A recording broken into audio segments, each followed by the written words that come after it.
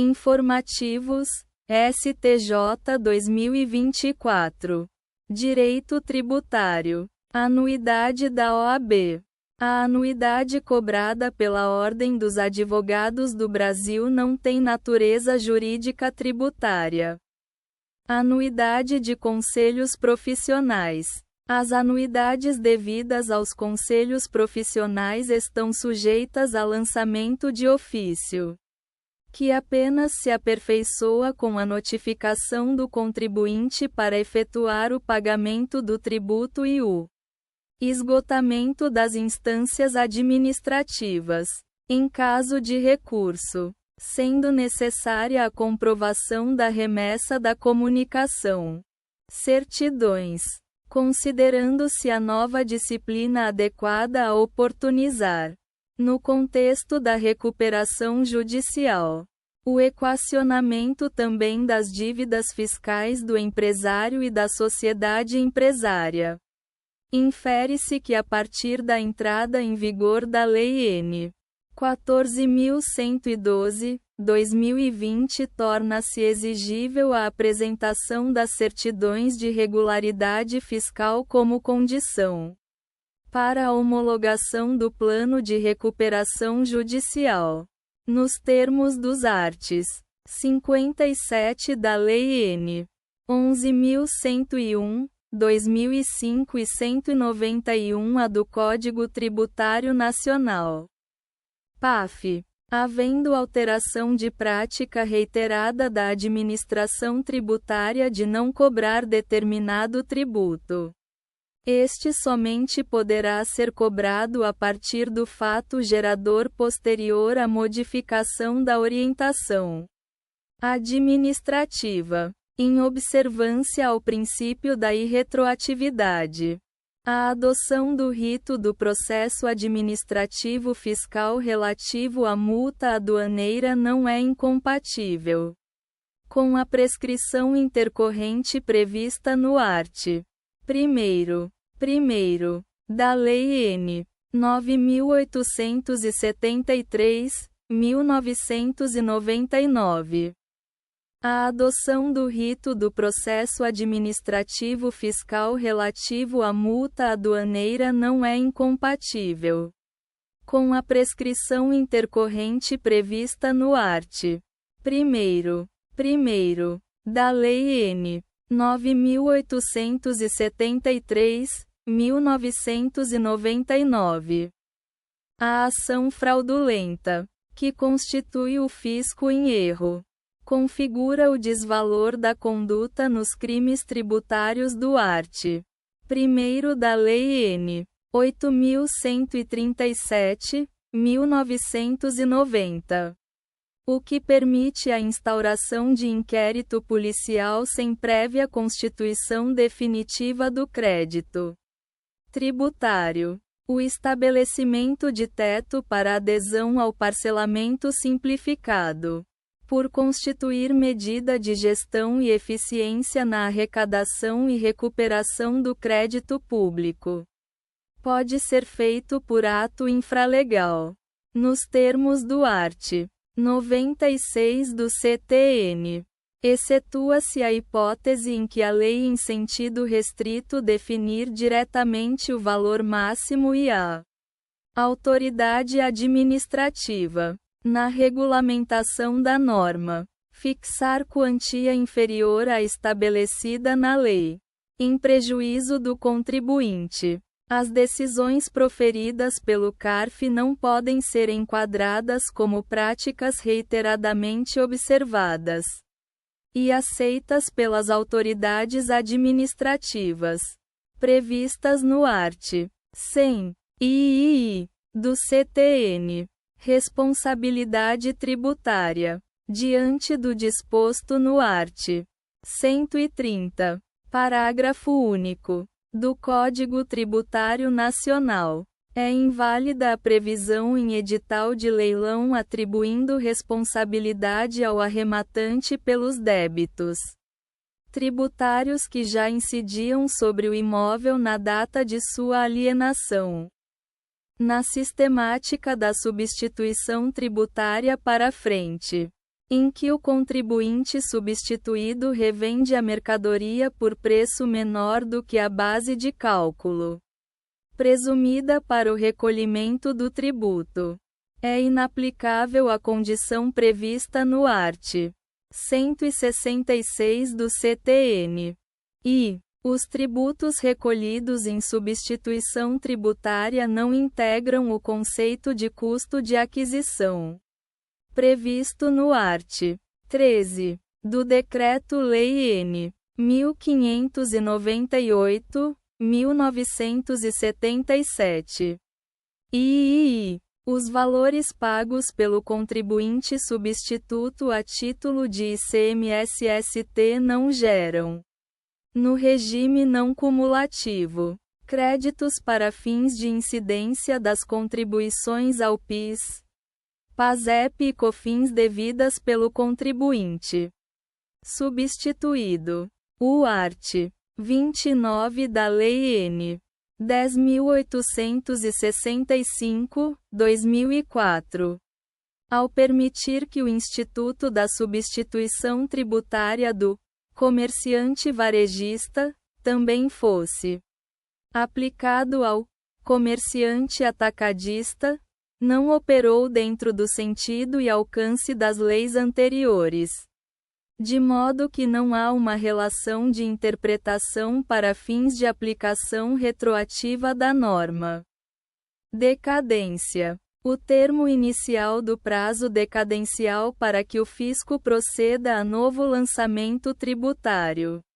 Uma vez constatado equívoco formal no primeiro lançamento, é a data em que se tornar definitiva a decisão que anulou o primeiro lançamento.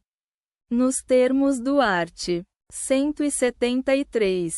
Inciso I. do CTN. Não ocorre decadência tributária quando a sentença trabalhista, ao reconhecer o direito pleiteado pelo trabalhador, já delimita a obrigação tributária a ser cumprida pela empresa, autorizando, inclusive, a execução, de ofício, das contribuições decorrentes da condenação.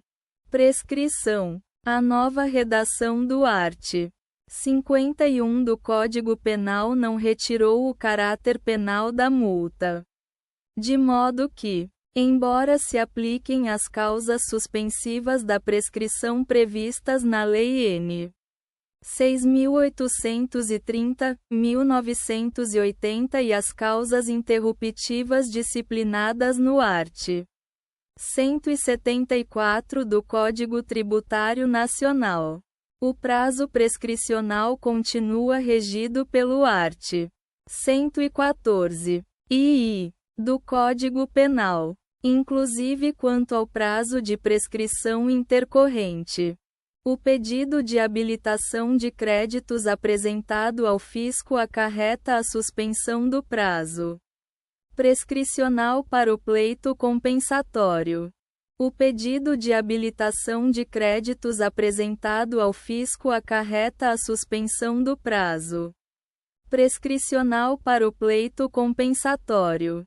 O entendimento firmado pelo STJ no RESP 1.201.993, São Paulo. Tema 444.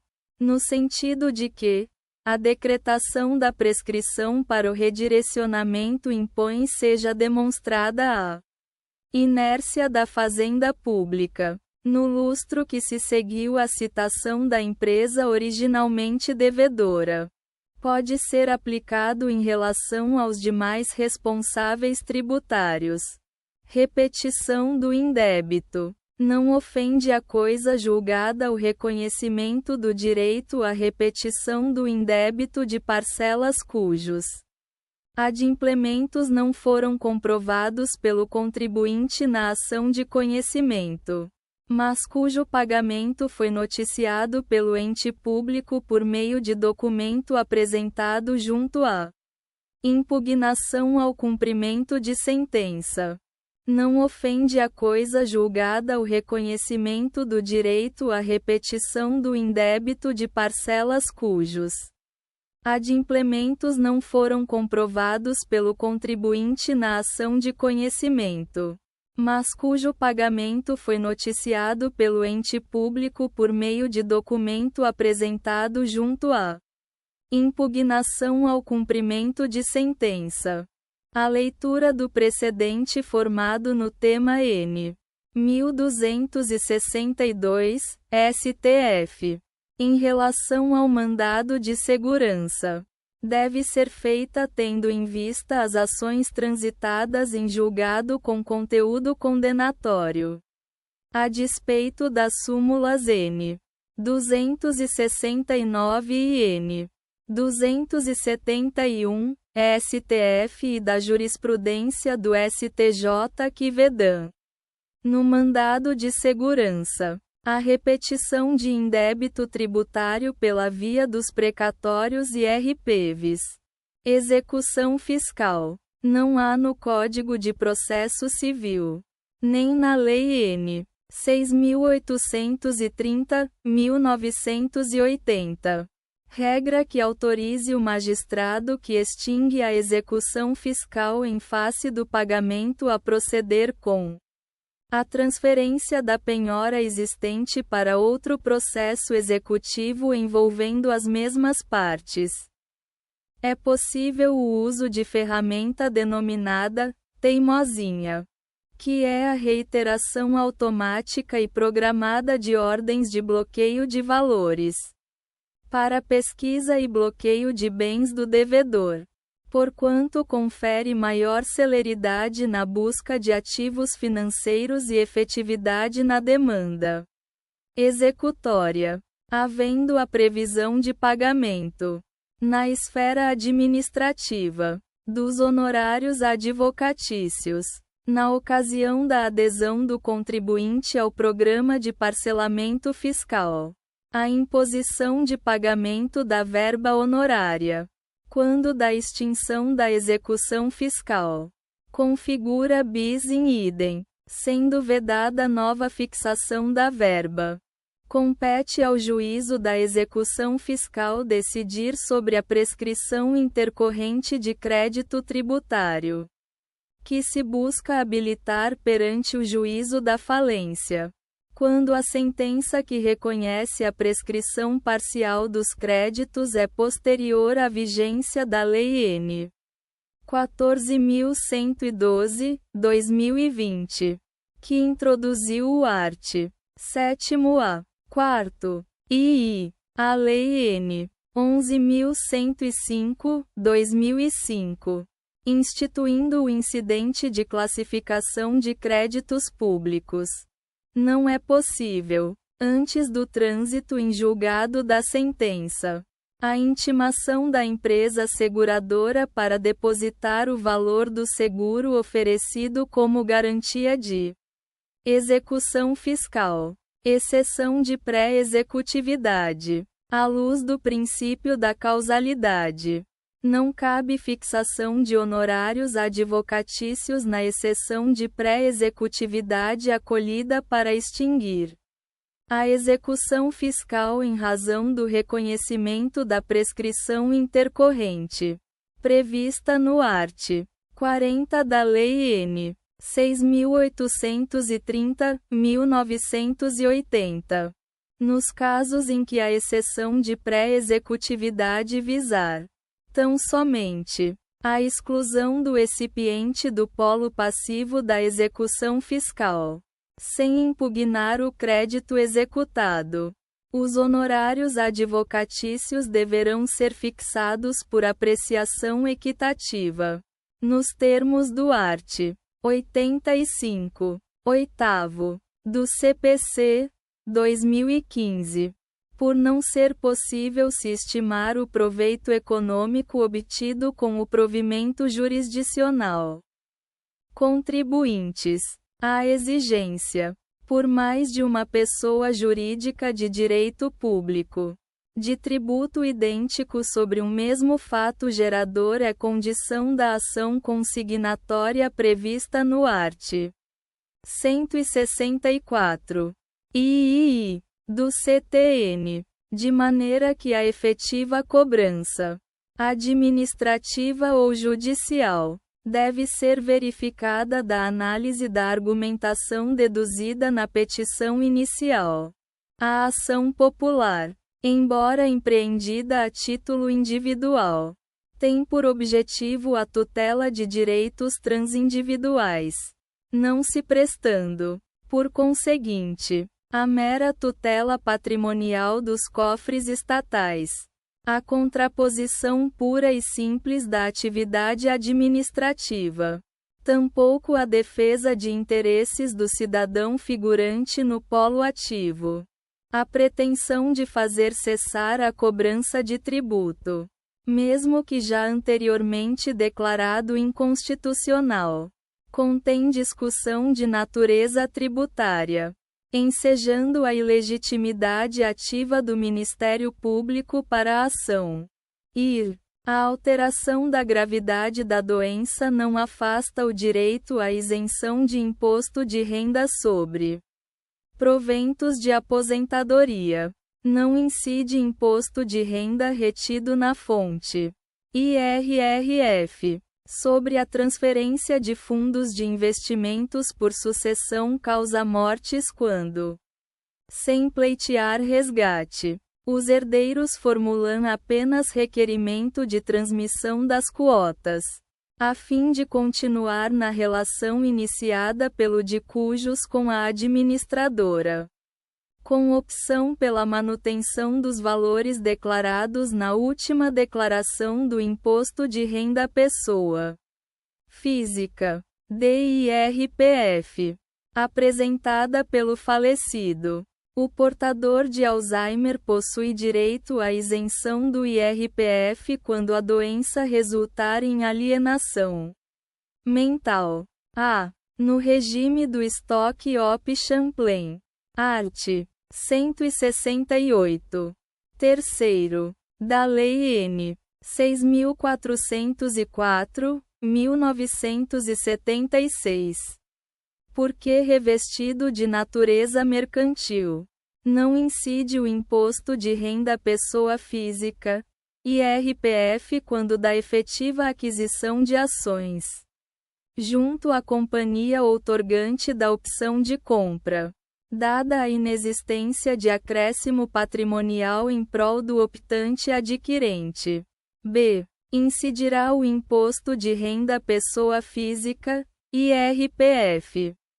Porém, quando o adquirente de ações no Stock Op-Champlain vier a revendê-las com apurado ganho de capital, é possível a apresentação de declaração retificadora do imposto de renda durante o processo de fiscalização, porquanto ainda não houve o lançamento do tributo devido. É possível a tributação de serviços técnicos ou de assistência técnica prestados no exterior pelo imposto de renda retido na fonte no Brasil. Não incide imposto de renda sobre os rendimentos recebidos a título de pensão alimentícia, IRPJ e CSLL. Não é possível a dedução de despesas com ágio interno da base de cálculo do IRPJ e da CSLL, relacionadas a operações societárias realizadas antes do advento da Lei N. 12.973, 2014. Nas hipóteses em que constatada a criação de pessoa jurídica sem correspondência econômica, para servir como transmissora de ágio meramente contábil no contexto de incorporação reversa. O ICMS compõe a base de cálculo do imposto de renda da pessoa jurídica, IRPJ, e da contribuição social sobre o lucro líquido, CSLL, quando apurados na sistemática do lucro presumido. O montante, antes utilizado para as deduções de IRPJ e CSLLI. Posteriormente, objeto de repetição de indébito, compõe as bases de cálculo desses tributos. Por constituir acréscimo patrimonial, o montante, antes utilizado para as deduções de IRPJ e CSLLI. Posteriormente, objeto de repetição de indébito, compõe as bases de cálculo desses tributos. Por constituir acréscimo patrimonial, crédito presumido de ICMS não integra a base de cálculo do IRPJ e da CSLL. A variação positiva ou negativa do valor do investimento em empresa controlada ou coligada situada no exterior, apurada pelo método de equivalência patrimonial, embora influencie o lucro líquido da empresa investidora, não tem impacto nas bases de cálculo do IRPJ e da CSLL. ICMS. É legal o aproveitamento dos créditos de ICMS na compra de produtos químicos para a fabricação de fluido de perfuração, utilizados nas atividades fins da sociedade empresária, ainda que consumidos ou desgastados gradativamente, desde que necessária sua utilização para a realização do objeto social da empresa. O diferencial de alíquotas do ICMS, DIFAL, não integra as bases de cálculo da contribuição para o PIS e da COFINS. A tarifa de uso do sistema de transmissão, TUST, ou a tarifa de uso de distribuição, TUSD, quando lançada na fatura de energia elétrica, como encargo a ser suportado diretamente pelo consumidor final, seja ele livre ou cativo, integra, para os fins do art. 13. Primeiro, II-A, da LC 87.996 avos. A base de cálculo do ICMS, PIS e COFINS. Os valores pagos pelas instituições financeiras a seus correspondentes bancários não podem ser deduzidos da base de cálculo da contribuição ao PIS e da COFINS, por não se tratar de despesas com a operação de intermediação financeira propriamente dita. O importador por conta e ordem de terceiros não tem legitimidade para utilizar créditos de PIS importação e COFINS importação, uma vez que não arca com o custo financeiro da operação. É incabível o reconhecimento do direito à exclusão dos custos de frete nas operações de revenda de veículos automóveis na base de cálculo da contribuição para o PIS, PASEP e da COFINS.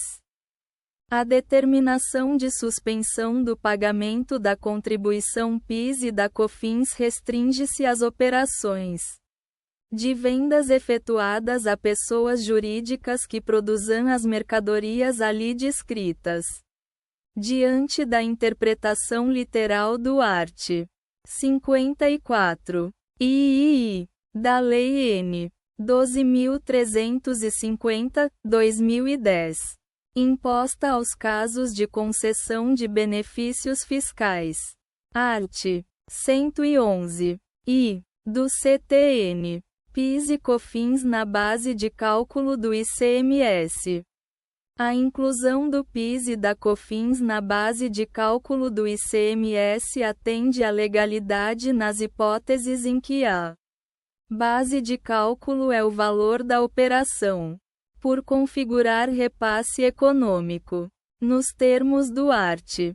535. Oitavo. Do CPC. É admissível o ajuizamento de ação rescisória para adequar julgado realizado antes de 13 de maio de 2021 a Modulação de efeitos estabelecida no tema 69, STF, repercussão geral. ISS. O fato de a atividade econômica ser remunerada por preço controlado pelo governo não é suficiente para afastar a natureza indireta do ISS, cabendo ao contribuinte demonstrar a condição estabelecida no art. 166 do Código Tributário Nacional, CTN.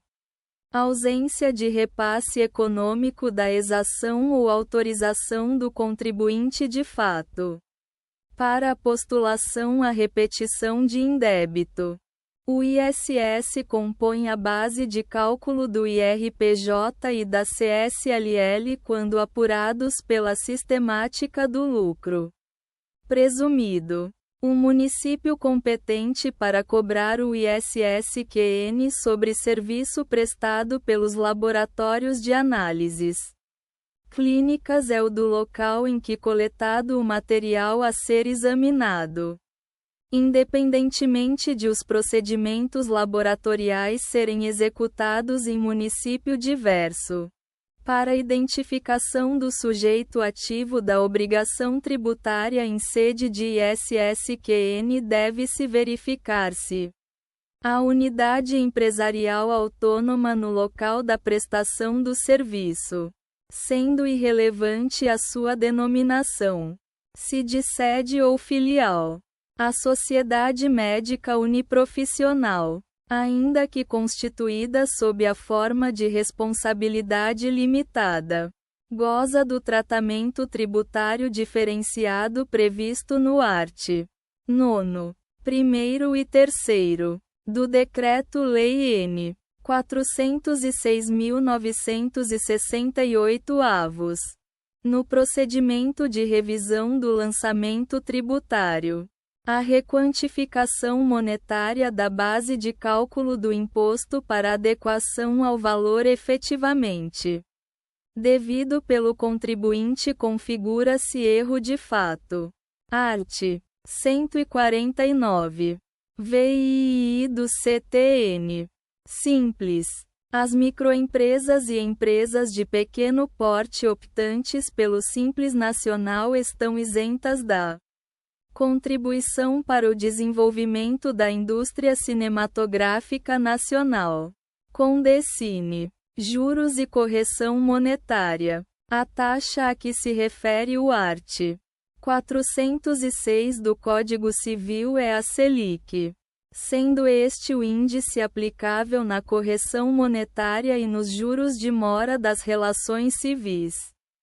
Os valores de juros calculados pela taxa Selic ou outros índices, recebidos em face de repetição de indébito tributário, na devolução de depósitos judiciais ou nos pagamentos efetuados decorrentes de obrigações contratuais em atraso, por se caracterizarem como receita bruta operacional, estão na base de cálculo das contribuições ao PIS, PASEP e COFINS cumulativas e, por integrarem o conceito amplo de receita bruta, na base de cálculo das contribuições ao PIS, PASEP e COFINS não cumulativas. O art. 9º, da Lei N. 9.429, 1995. Não impõe limitação temporal para a dedução de juros sobre capital próprio. JCP. Referentes a exercícios anteriores. Outros temas. A Lei N. 14.151, 2021 não permite a compensação de valores pagos pelo empregador a título de remuneração à empregada com parcelas de contribuição previdenciária e de contribuição para fiscal, como se fosse salário maternidade. Não é possível o enquadramento como salário maternidade dos pagamentos realizados às empregadas gestantes afastadas de suas atividades presenciais durante a emergência de saúde pública decorrente do novo coronavírus, segundo as hipóteses da Lei N. 14.151, 2021.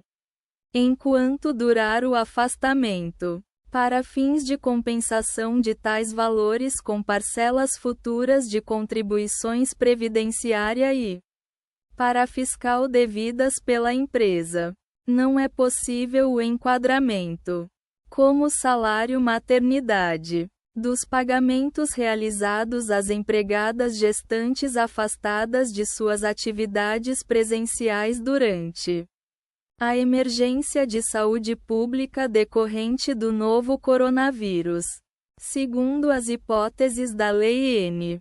14.151, 2021.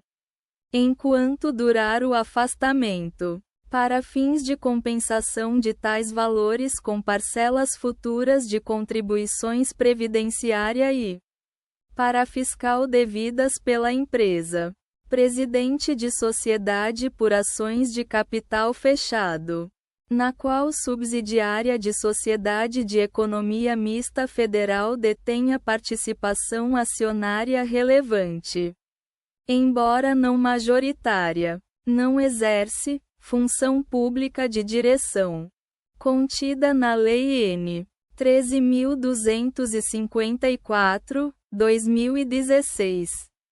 Que instituiu o regime especial de regularização cambial e tributária, RERCT, as parcelas relativas ao Vale Transporte, Vale Refeição, Alimentação, Plano de Assistência à Saúde, Auxílio Saúde, Odontológico e Farmácia, ao Imposto de Renda retido na fonte, IRRF, dos empregados e a contribuição previdenciária dos empregados, descontadas na folha de pagamento do trabalhador, constituem simples técnica de arrecadação ou de garantia para recebimento do credor, e não modificam o conceito de salário ou de salário-contribuição. Portanto, não modificam a base de cálculo da contribuição previdenciária patronal, do CET e da contribuição de terceiros. As parcelas relativas ao Vale Transporte, Vale Refeição, Alimentação, Plano de Assistência à Saúde, Auxílio Saúde, Odontológico e Farmácia, ao Imposto de Renda retido na fonte, IRRF, dos empregados e a contribuição previdenciária dos empregados, descontadas na folha de pagamento do trabalhador, constituem simples técnica de arrecadação ou de garantia para recebimento do credor, e não modificam o conceito de salário ou de salário-contribuição. Portanto, não modificam a base de cálculo da contribuição previdenciária patronal, do CET e da contribuição de terceiros. A contribuição previdenciária patronal incide sobre os valores pagos ao trabalhador a título de 13º salário proporcional relacionado ao período do aviso prévio indenizado, a invalidação pelo Poder Judiciário de ato do CARF lesivo ao patrimônio público, seja ele favorável ou contrário ao fisco.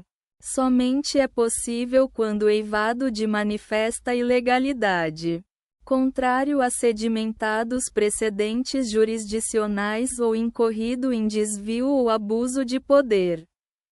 É cabível a utilização da Central Nacional de Indisponibilidade de Bens, CNIB, pelo juízo civil, de maneira subsidiária, em execução de título extrajudicial ajuizada entre particulares, desde que exauridos os meios executivos típicos.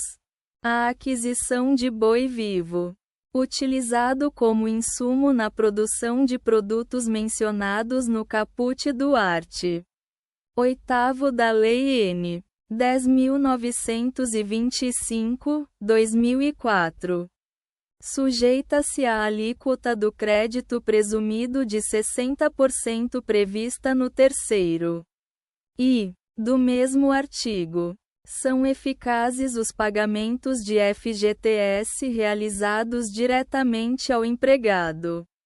Após o advento da Lei 9.491, 1997.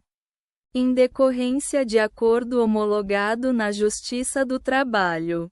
Assegura-se, no entanto, a cobrança de todas as parcelas incorporáveis ao fundo, consistente em multas, correção monetária, juros moratórios e contribuição social.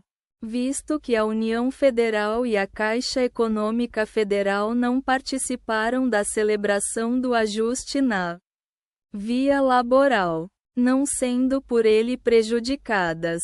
Art. 506. CPC. A contribuição ao FGTS incide sobre as verbas relativas à ajuda de custo e ao adicional de transferência. As providências elencadas no art. 53 da Lei N. 6.766, 1979 para que possa ser alterado o uso de solo rural para fins urbanos. Dentre elas a necessidade de prévia audiência do INCRA. Não configuram condição a caracterização do fato gerador e a cobrança de IPTU sobre imóvel que, por lei local, passou a integrar a zona urbana da municipalidade e que preenche os requisitos do art. 32 do CTN. O valor pago a título de gorjetas, ante a sua natureza salarial, não pode integrar o conceito de faturamento, receita bruta ou lucro para fins de apuração tributária. As mercadorias originárias, para serem beneficiadas pelo tratamento tributário preferencial previsto art. 4º da Resolução N. 78, de 1987. Que aprovou o regime geral de origem para a LADI, devem ter sido expedidas diretamente do país exportador para o país importador. E o art. 1º do Decreto-Lei N. 1861, 1981. Com a redação dada pelo DLN. 1867, 1981. Definiu que as contribuições devidas ao SESI, ao SENAI, ao SESC e ao SENAC incidem até o limite máximo das contribuições previdenciárias. E, especificando o limite máximo das contribuições previdenciárias, o art. 4º, parágrafo único, da superveniente Lei N. 6.950, 1981. Também especificou o teto das contribuições para fiscais em geral, devidas em favor de terceiros, estabelecendo-o em 20 vezes o maior salário mínimo vigente. E o art. 1º, inciso I, do Decreto-Lei N. 2318, 1986.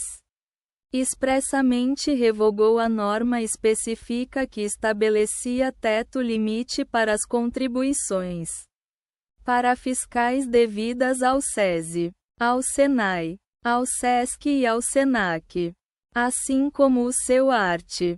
3º expressamente revogou o teto limite para as contribuições previdenciárias.